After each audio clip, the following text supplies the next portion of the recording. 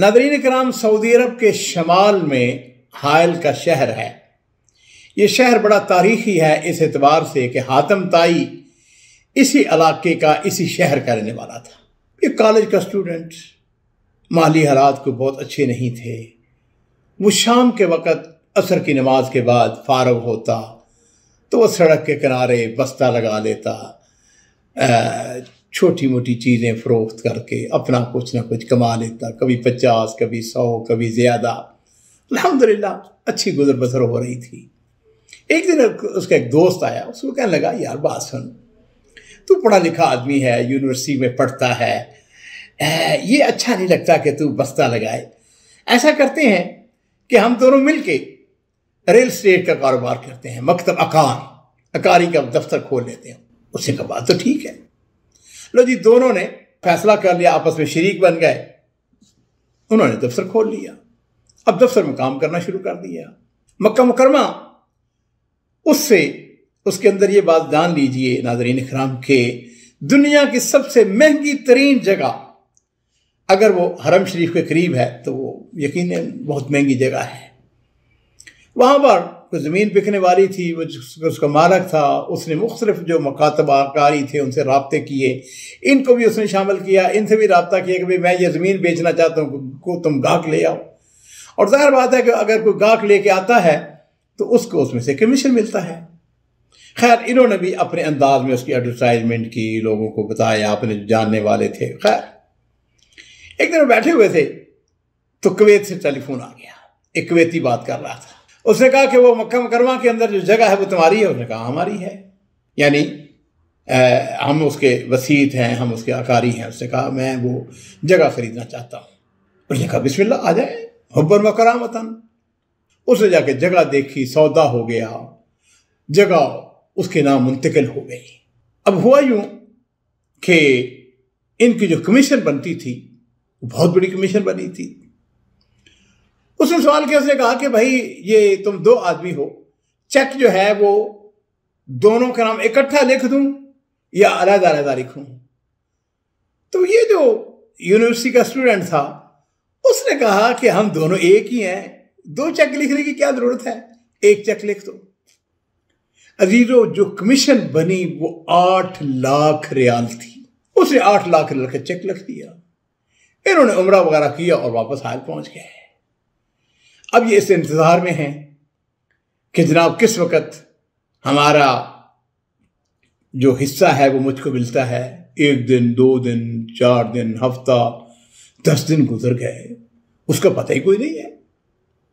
اس نے اس کو ٹیلی فون کیا، اس نے کہا بھائی کدھر ہو؟ اس نے کہا کیوں، کیا بات ہے؟ اس نے کہا کہ وہ میرا حصہ، وہ پیسے 4 لاکھ ریال۔ اس نے کہا کوئی پیسہ نہیں ہے، وہ پیسے چیک میرے نام تھا، وہ پیسے میرے ہیں، وہ میں نے لے لیے۔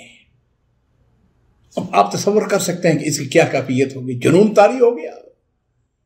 اس نے کہا میرے اوپر یہ زیادتی، میں دفتر میرا، میں خود گاڑی چلا کے گیا، میں نے سب کچھ کیا ہے جی، اور تو یہ کہتا ہے کہ تیرا اس کے ساتھ کوئی تعلق ہی نہیں ہے۔ کہتا ہے کہ میری کیفیت یہ کہ میرا یہ جی چاہا کہ میں کہیں سے پیسے لے کر، ادھار بے شک پیسے لے کر، میں پستول خریدوں اور اس کو گولی مار دوں۔ کہتا ہے کہ پریشان حال میں اپنے والد صاحب کے پاس چلا گیا۔ والد صاحب عصر کی نماز کے بعد بیٹھے ہوئے تھے، ان کے سامنے گہوہ، کھجوریں، شائی، یہ ایک عام سی بات ہے، وہ رکھی ہوئی تھی، گہوہ پی رہے تھے۔ کہتے میں نے والد صاحب کو جا کے سلام کیا، ان کے پاس بیٹھ گیا۔ والد نے کہا کیوں پریشان کیوں ہو تم؟ میں نے پوری داستان سنا دی کہ ابا جان ایسے ایسے ہوا ہے اور وہ میرا 4 لاکھ ریال کھا گیا ہے۔ تو والد صاحب نے ایک ہلکی سی مسکراہٹ کے ساتھ کہا، انہوں نے کہا پھر کیا ہے، یہی سمجھو کہ یہ کام ہو ہی نہیں تھا، یہ میں نے سودا بیچا ہی نہیں تھا، یہ میں نے زمین نہیں بیچی تھی۔ والد نے مجھے کہا دیکھو بات سنو، ٹھنڈے ہو جاؤ، من ترک شیئا للہ عوضہ اللہ خیر منہا، نبی علیہ الصلوۃ والسلام کی حدیث ہے۔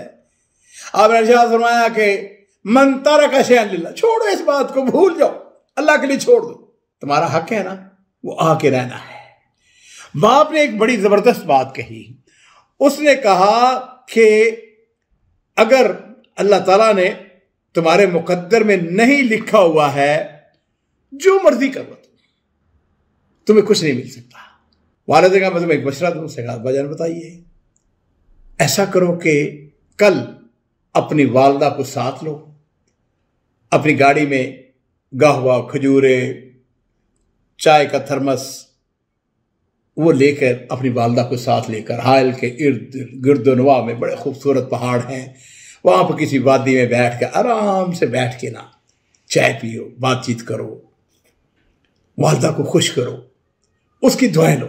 اس سے کہو کہ والدہ اماں میرے اوپر پریشانی آئی ہے، یا میرے لیے دعا کرو کہ اللہ تعالیٰ میرے رزق کے اندر جو بھی دعائیں ہیں۔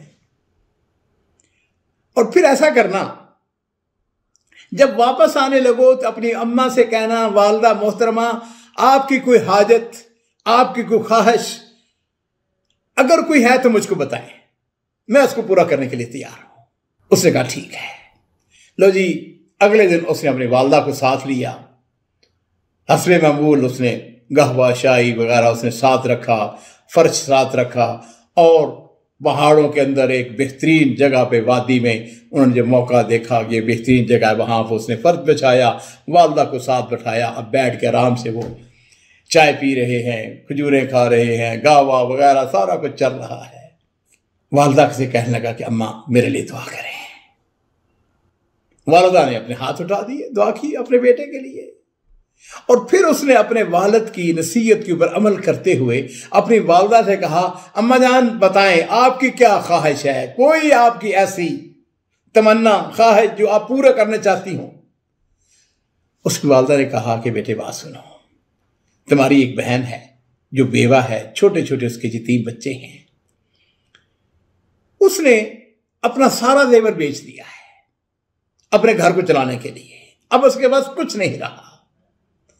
میری دلی تمنا اور خواہش ہے کہ میں اس کو کم از کم ایک انگوٹھی لے کے دے دوں اور وہ پہنے رکھے۔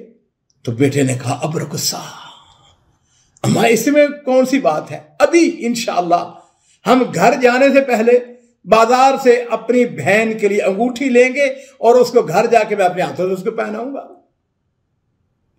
عزیزو ایسا ہی ہوا، اس نے اپنی والدہ کو ساتھ بٹھایا، بازار میں گئے، والدہ کی مرضی کے مطابق جو اس نے انگوٹھی پسند کی وہ انگوٹھی لے کے بہن کے گھر چلے گئے، بہن کا ہاتھ پکڑا، اس کے انگلی کے اندر انگوٹھی ڈال دی، بہن خوش ہو گئی۔ اب بہن بھی دعا دے رہی ہے اور والدہ بھی دعا دے رہی ہے، اور بہن کیا کہہ رہی ہے، کہتی ہے کہ اے اللہ جس طرح اس بندے نے میرا دل خوش کیا ہے، اے اللہ اسی طرح تو بھی اس کو خوش کر دے۔ نبی کریم صلی اللہ علیہ وسلم کی حدیث ہے احب الاعمال عند اللہ عز وجل سرور تدخل علی مسلم، اللہ تعالیٰ کو سب سے جو پسندیدہ کام ہے وہ یہ ہے کسی مسلمان کو خوشی مہیا کرنا۔ کہتا ہے کہ میں نے کاروبار بند کر دیا، وہ دکان جو تھی اس کو بند کر دیا، ریل اسٹیٹ کا بزنس، پھر دوبارہ میں نے وہ بستہ لگانا شروع کر دیا سڑک کے کنارے۔ 2 ہفتے گزر گئے، 3 ہفتے گزر گئے ہوں گے، ایک دن میں بیٹھا ہوا تو ٹیلی فون آ گیا۔ کس کا ٹیلی فون؟ وہی جو کویتی تھا جس کو ہم نے زمین لے کے دی تھی۔ اس نے کہا کدھر ہو تم لوگ، تمہارا دفتر بند ہو چکا ہے؟ اس نے کہا ہاں یار وہ دفتر بند ہو چکا ہے، کچھ پرابلم تھے، کچھ مسائل تھے۔ اس نے کہا دیکھو بات یہ ہے کہ میں مکہ مکرمہ کے اندر اس سے بڑی جگہ، اس سے زیادہ قیمتی جگہ خریدنا چاہتا ہوں، اور میں چاہتا ہوں کہ اس معاملے میں تم آگے بڑھو کیونکہ تمہارا مجھے اعتماد حاصل ہو گیا ہے۔ ناظرین اکرام، خلاصہ جو ہے وہ یہ ہے، یہ وہاں مکہ میں جاتا ہے، وہاں پہ جا کے کوشش وہ زمین خریدنا، اس کو بیچنا، اس کو نام لگوانا، بہرحال اس کے لیے ایک پروسیجر ہوتا ہے۔ یہ سارا کرنے کے بعد وہ زمین جو ہے اس کویتی کے نام لگ جاتی ہے۔ اب دیکھیں اللہ تعالیٰ نے اس کے اوپر انعام کس طرح کیا، من ترک شیئا للہ عوضہ اللہ خیرا منہا، جس نے اللہ کے لیے کوئی چیز چھوڑی اللہ تعالیٰ اس سے بہتر عطا فرماتے ہیں۔ اس کو جو کمیشن ملتی ہے وہ 1.5 ملین ریال بنتی ہے، 1.5 ملین۔ اس نے سب سے پہلے یہ کام کیا کہ اپنی والدہ کو 50,000 ریال دیے۔ اس نے کہا اماں یہ میری اس بہن کے لیے ہے جو بیوہ ہے، اس کے لیے، اور اس کے بعد عزیزو وہ شخص جس نے اس کے اوپر ظلم کیا تھا، اس کا مال ہتھیا لیا تھا، اس کا کیا بنا؟ کچھ مہینے گزرے، اس کا روڈ ایکسیڈنٹ ہوتا ہے، یہ گاڑی میں وہ جا رہا تھا، پیچھے سے ایک بڑا ٹرک آیا، اس نے اس کو ٹکر ماری، اس سے اس کی ہڈی ٹوٹ گئی، اور اس کی کیفیت یہ کہ وہ بیساکھی کے سہارے چل رہا تھا۔ یہ ہمارا دوست جو ہے یہ وہاں اپنے اس پرانے پارٹنر کے پاس پہنچ گیا۔